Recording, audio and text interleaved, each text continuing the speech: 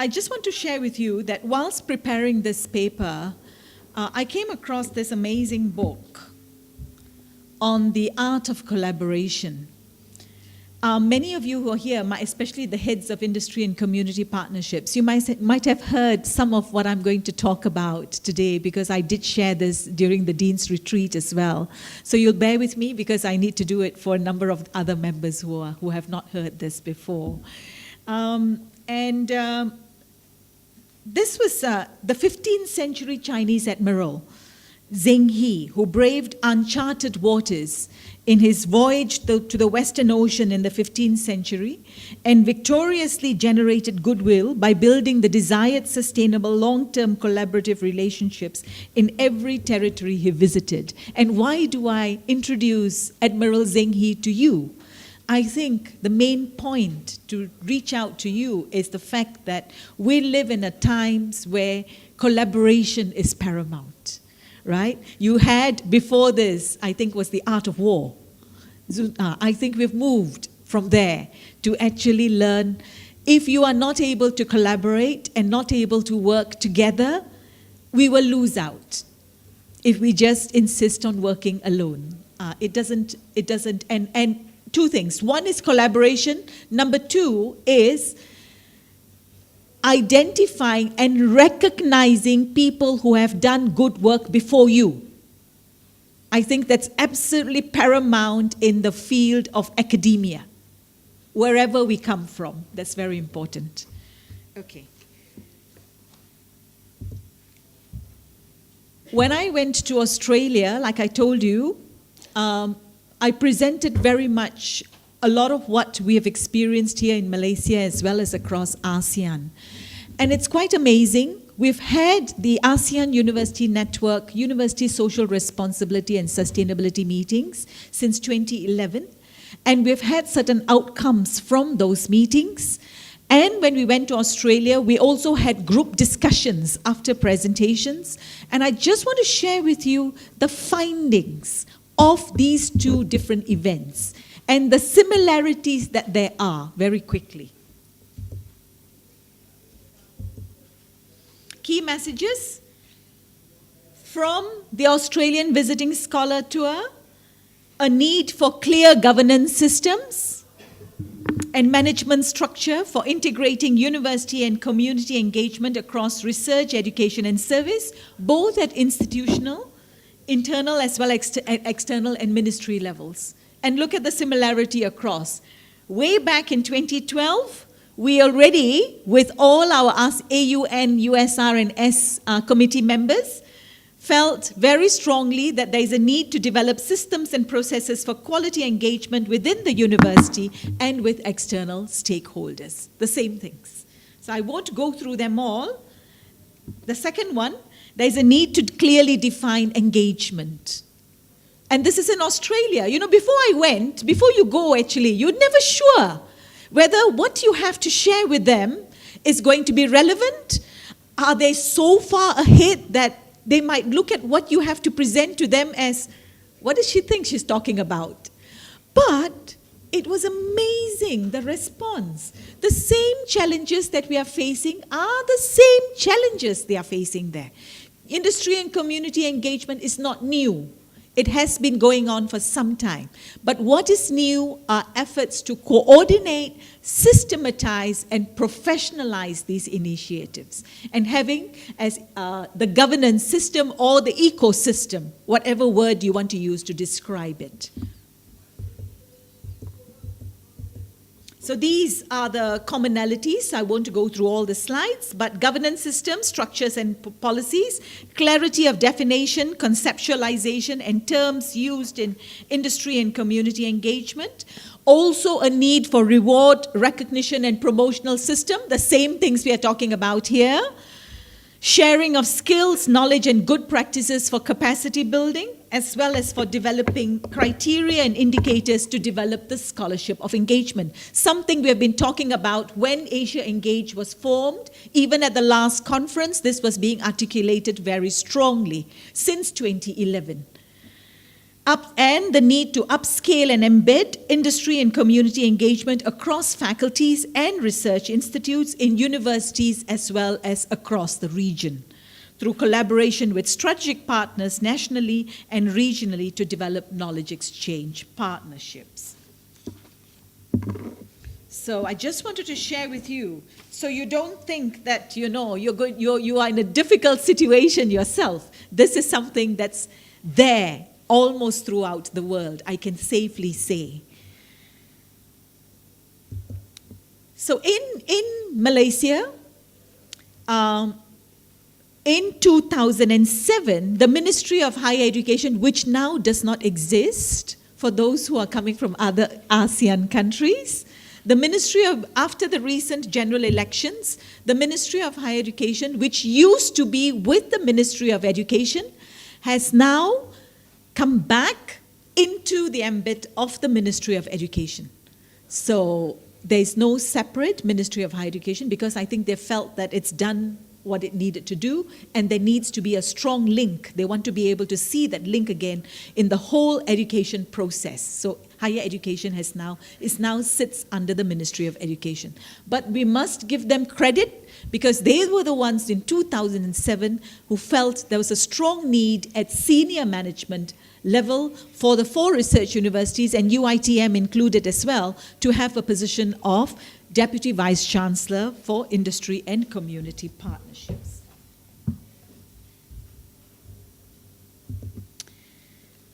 One area, when you talk about the definition of terms and the clarification of terms, and even in Bahasa very often this is khidmat. And there's a huge lack of clarity. Nor did you remember, even when we were doing the APEX, the evaluation, the audit for APEX University for community engagement, for USM, this issue also was raised. How do you differentiate between khidmat or between service and that of engagement? Service as the third mission of the university. A university has 3 missions, core missions: research, education, and service. Service as the third mission focuses on an act of helpful activity, help, aid, to do someone a service. What is involved in volunteerism? And this is extremely valuable for ensuring that we give with our hearts, hands, and minds back to society. That's service. You're not paid for service.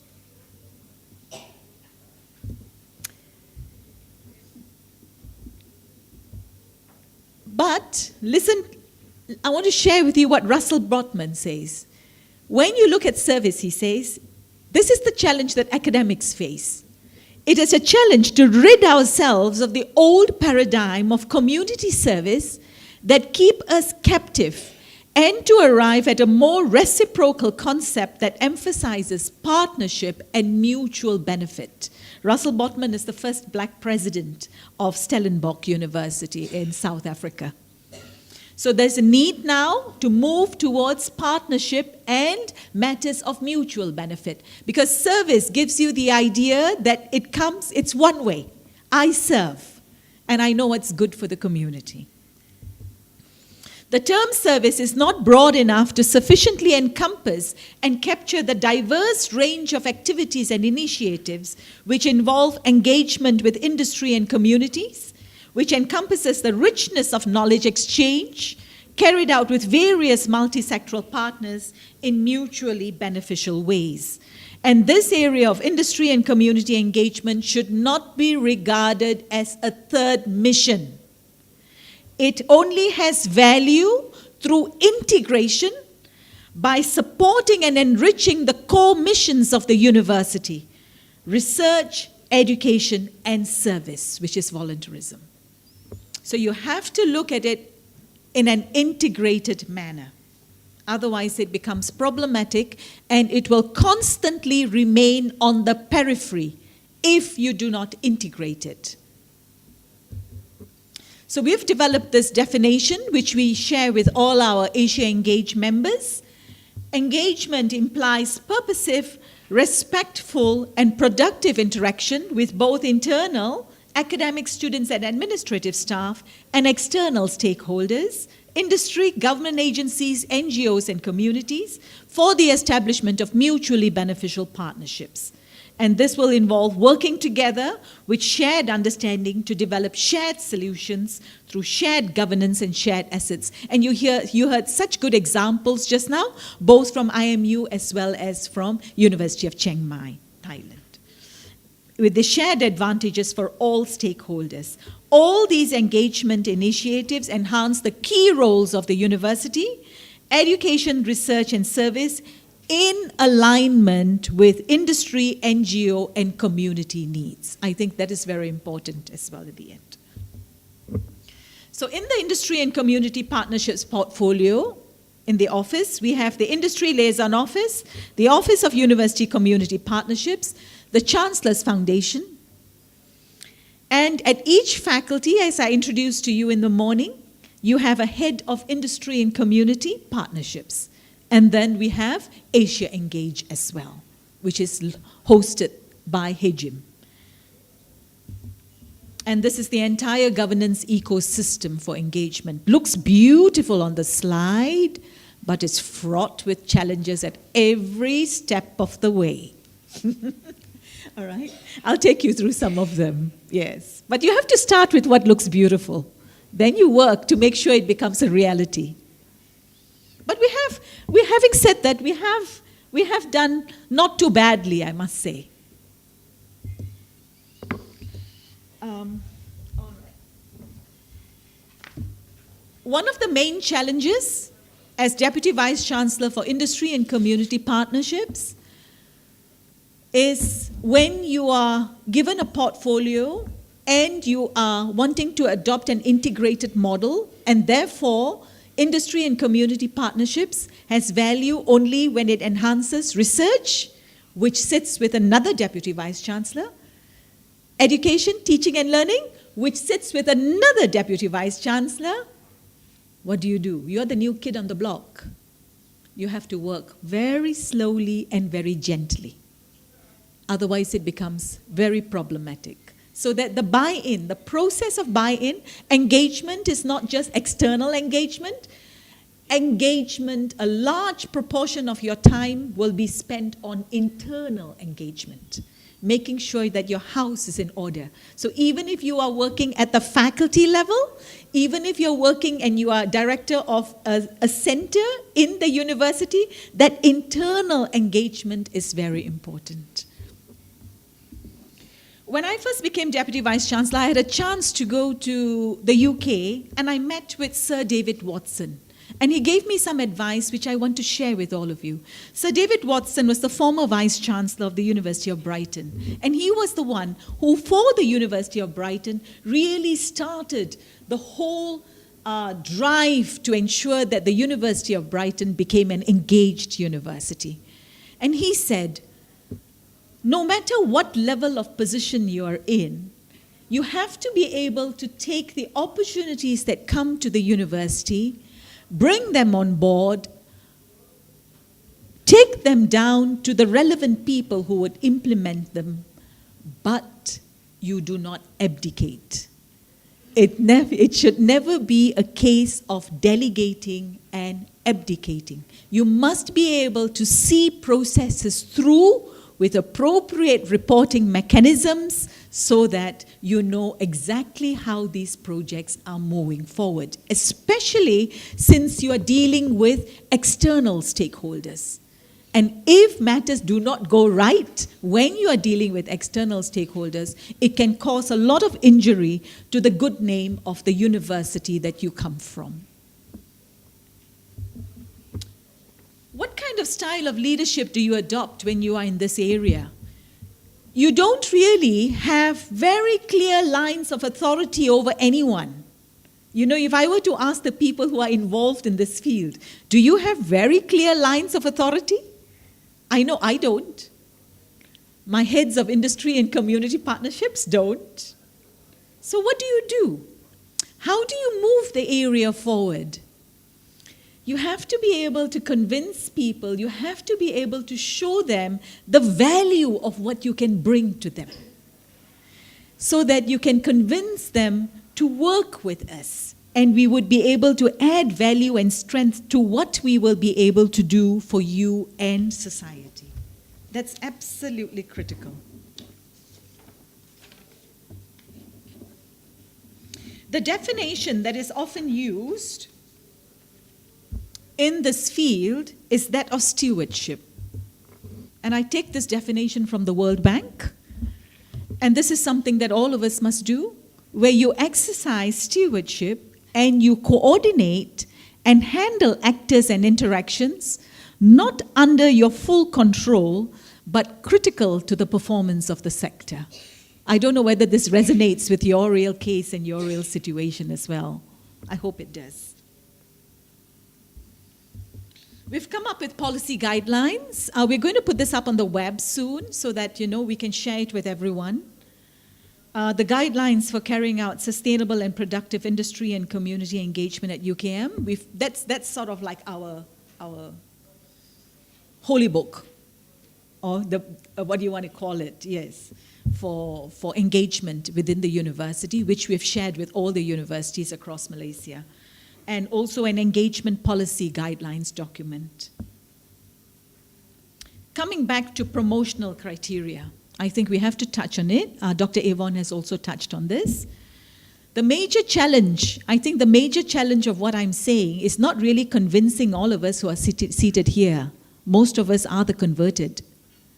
But it is convincing those that are driven by traditional promotion criteria that there is value, relevance, and excitement in engaging with community and industry partners to enhance research, teaching, and service. And until and unless we can work into promotional criteria, the value of these efforts of building up relationships and the valuable outcomes, which is very time-consuming compared to working in a lab and doing your research, it will just be confined to those who are passionate and committed, and it will be an uphill struggle to create the impact across the university. So what we have done is this. We had to show them, very often you will hear me talk about the integrated model. We had to show them with clear examples how they could take their engagement and make it relevant for the curriculum, for teaching and learning.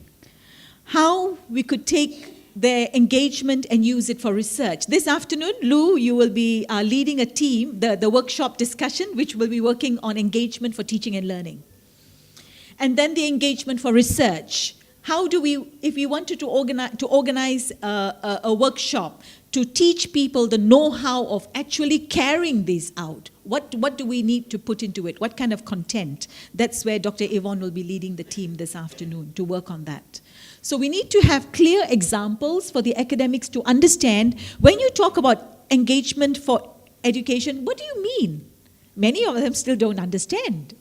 When you talk about engagement for research, what do you mean? So you have to have examples, which could be best practices from your universities or from across the region. And engagement for service, of course, the HITMAT.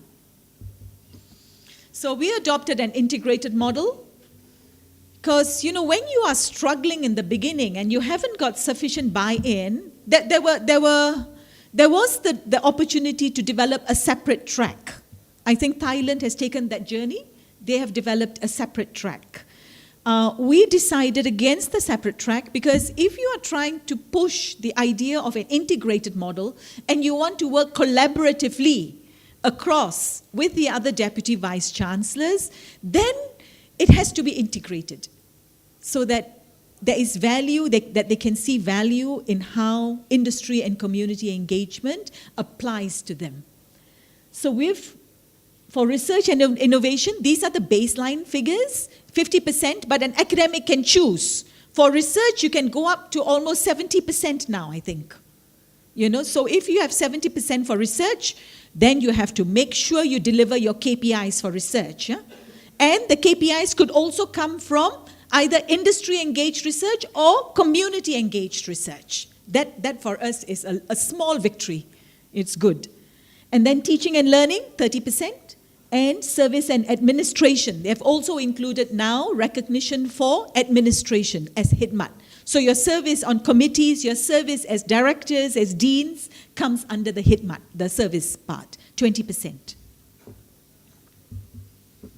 Just as an example, for research then, what we have put in is leadership in collaborative research, knowledge exchange partnerships, and consultancy. All that will be recognized as research that is engaged with industry, foundations, NGO, and community.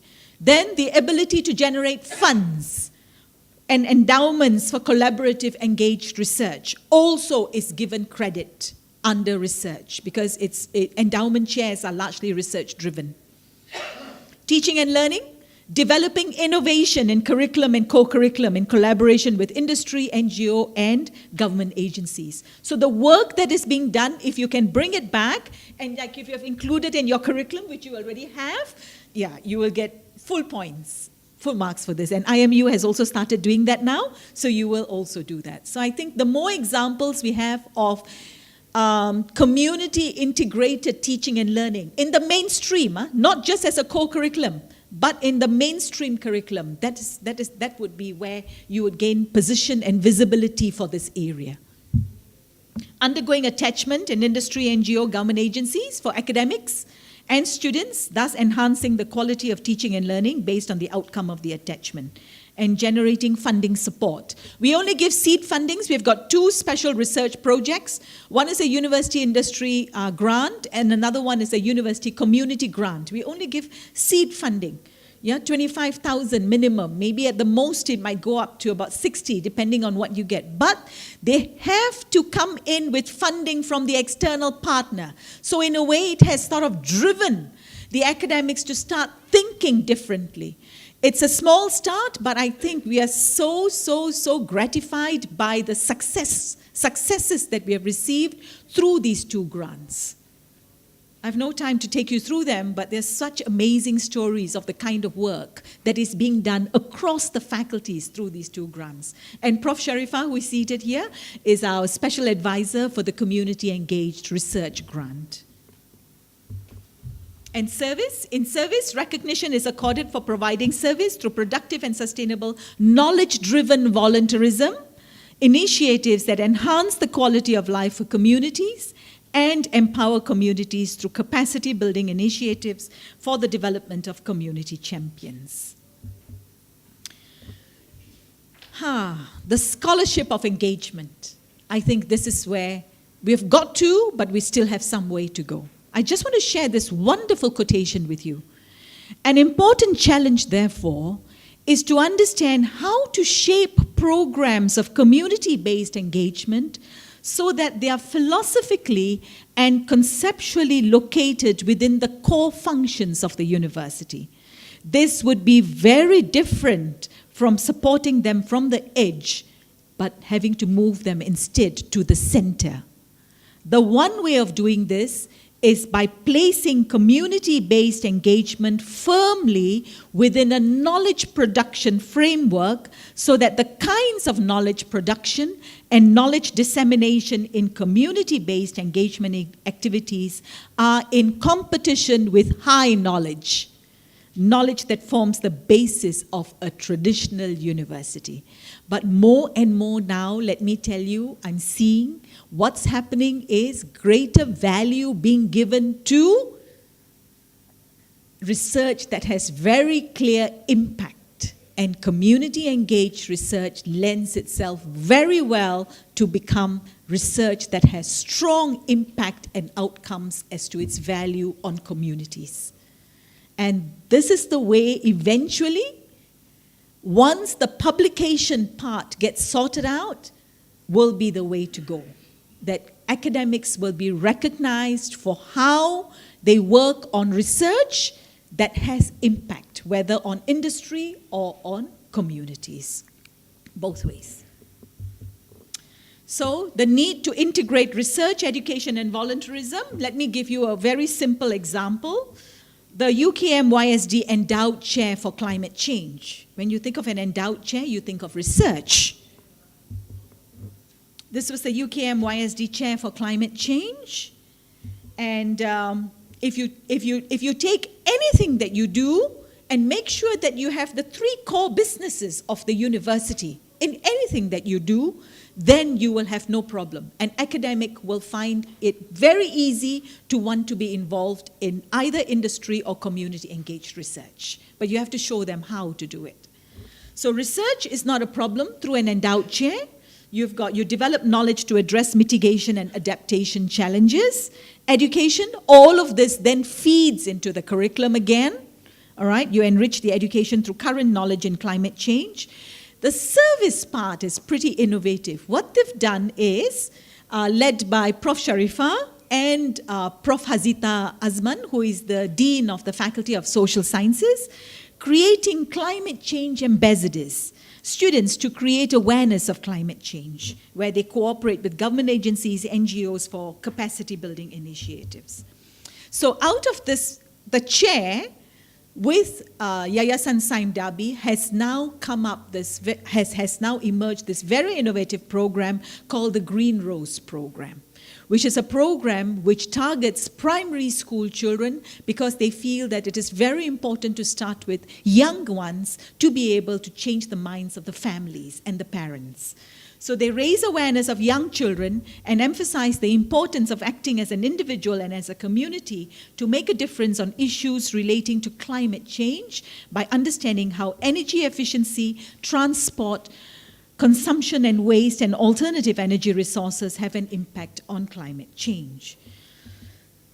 Then we looked around the university and we found in the various faculties, there were so many faculties that worked on different aspects of the environment in relation to the communities.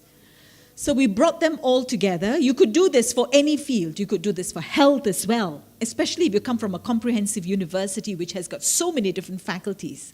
And you will find that there'll be pockets that be working on similar things, and you really need to be able to bring them together.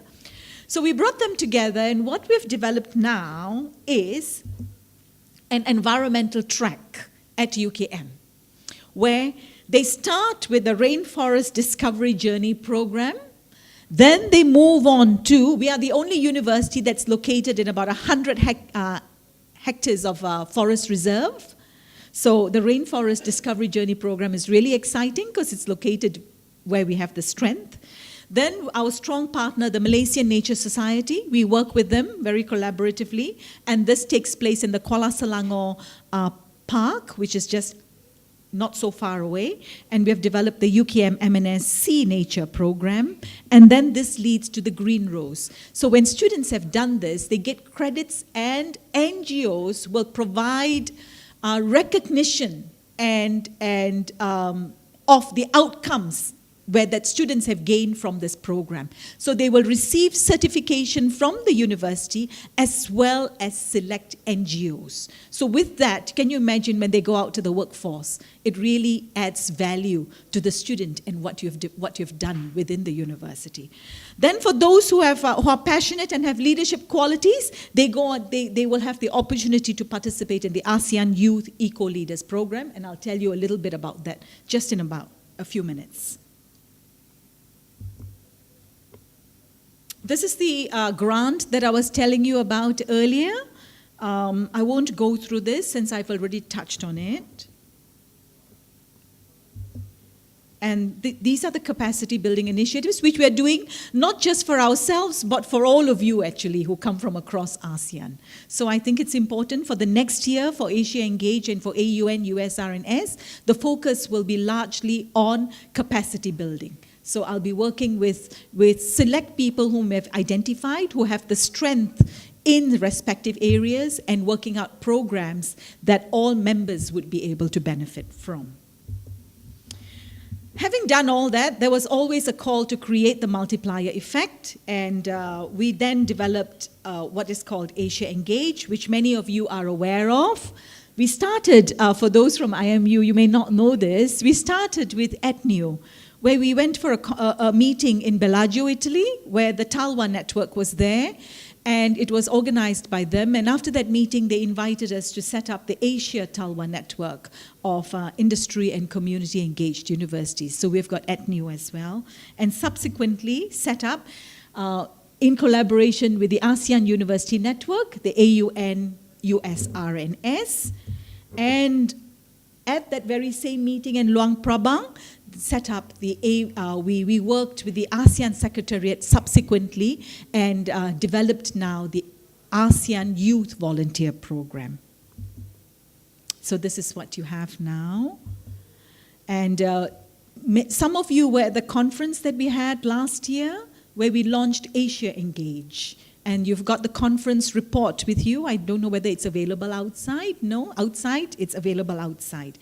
It's worth purchasing it. It is really a good piece of work, and it gives you an idea of the kind of work that, how this is going on within the respective universities across Asia. Okay, before I end, I just want to take you very quickly through a program that we are going to have in August, and take you through the ASEAN Youth Volunteer Program. AYVP, so Asia Engage has got 2 secretariats, ATNU and AUN USR&S, and a program, the ASEAN Youth Volunteer Program. The ASEAN Youth Volunteer Program will be very closely linked with AUN USR&S because many of your students would be able to participate in programs organized by AYVP. These were meetings that we had, but this is what you have on the website. I just want to draw your attention to this. The operational guidelines for AYVP, we worked very closely with USAID on this and the ASEAN Secretariat. And the good news is USAID has just come back to us after a series of meetings and presentations to say that they are supporting totally the inaugural program from AYVP, which is really good news, which means that the volunteers who come on board do not have to pay anything for the inaugural program. You can access this on the website. And this is AYVP. This is what AYVP is all about. This is the mission statement.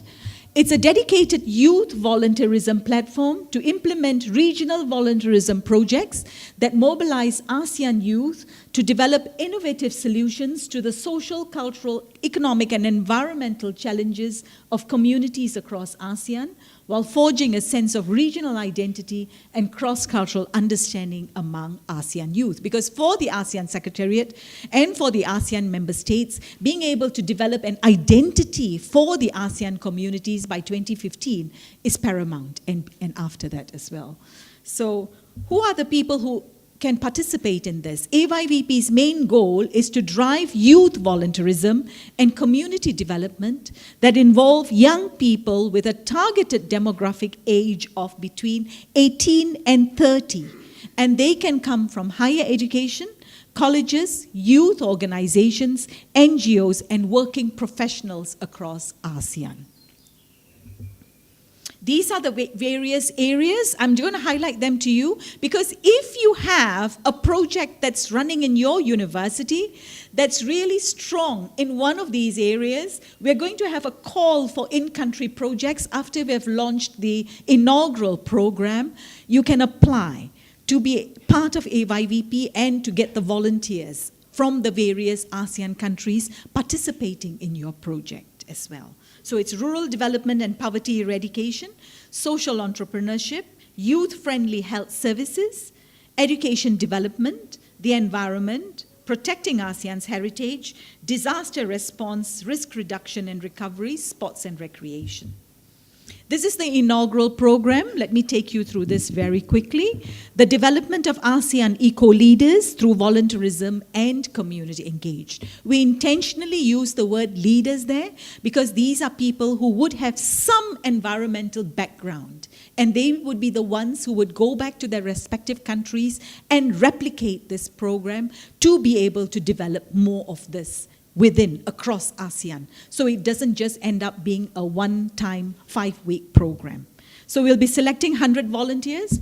As of yesterday, we have a total of 845 or 75 applications for 100. I'm not sure how we're going to do it, but we have to select just 100. So it's going to be a tough call. I think there'll be 3 rounds altogether.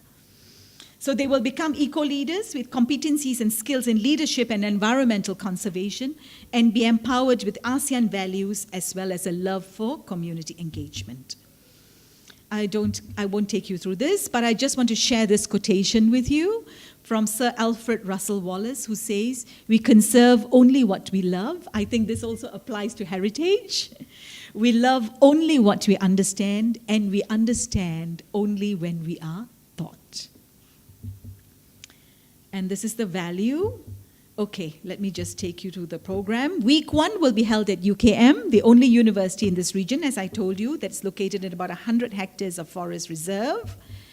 Week 2, 3, and 4, they will be sent to the various sites, which range from Kampung Diu, the Firefly Sanctuary in Perak, Sathiu Wetlands in Terengganu. We're working close, our partner, University of Terengganu, Kuala Selangor Nature Park, and Mersing Coastal Communities in Johor. So each site has got a separate theme or focus. At Kampung Diu Firefly Sanctuary in Perak, it is Save Nature's Light, habitat and species conservation through community-based ecotourism, because the community there is one that needs help to develop to become, to be involved in ecotourism. So they have a sustainable and economic modality to be able to sustain their livelihoods. At the Kuala Selangor Nature Park, conservation of fragile ecosystems through environmental education and community engagement. Mersing Coastal Communities, Johor. All coastal communities in ASEAN do not receive services from their councils. So they have no rubbish collection. So because they have no rubbish collection, that's why you find the beaches tend to get littered, the sea gets littered.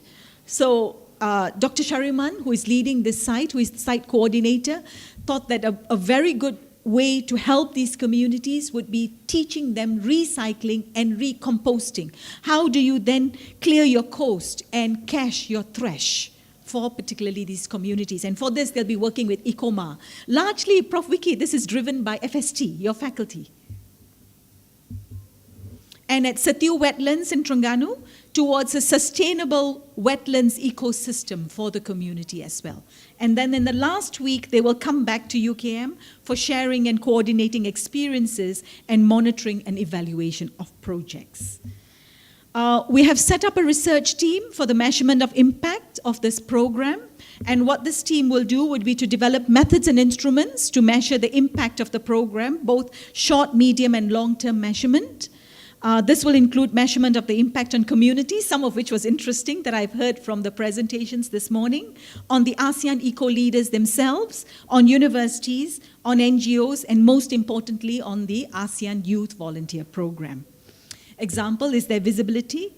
Is there an increase in response to obtain volunteer participation for subsequent programs? But I don't really think that we need to worry about that now, because we were very worried about the response we would get when we first put these things up, this information up on the website, but the response has been overwhelming from youth.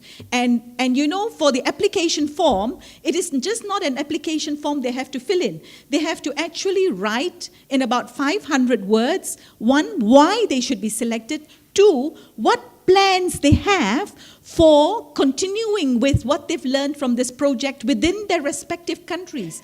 And it has been quite amazing.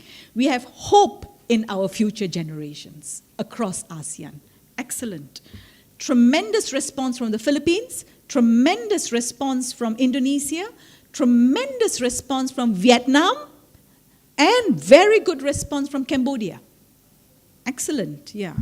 Malaysia, where we are going to get the largest number because we are the host university, so we have provided the largest number there.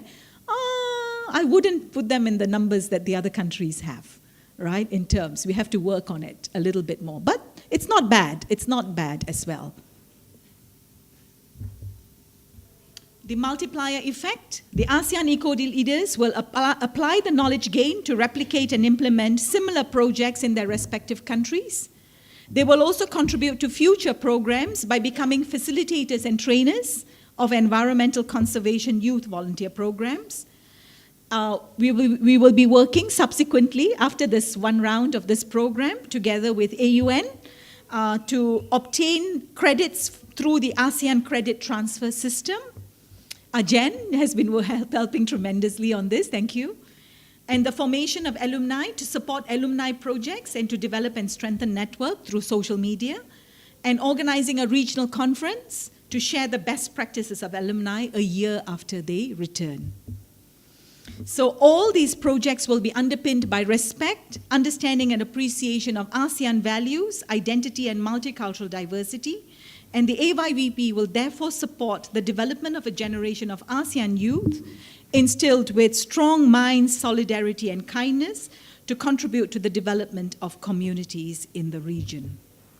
And we hope that through this and through the wonderful work that you are also doing in your respective universities, we will develop and leave a legacy for volunteerism that will have a long-lasting effect on the development of our youth and all our communities across ASEAN.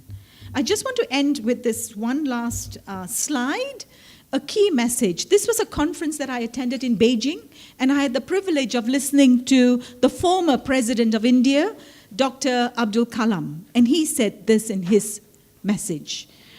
We need to work on global platforms made of a network of universities, private sector and communities, researching and synergizing core competencies to find knowledge-driven solutions in a multinational manner. So with that, ladies and gentlemen, I look forward to working collaboratively with all of you and look forward to the afternoon sessions subsequently. Thank you very much.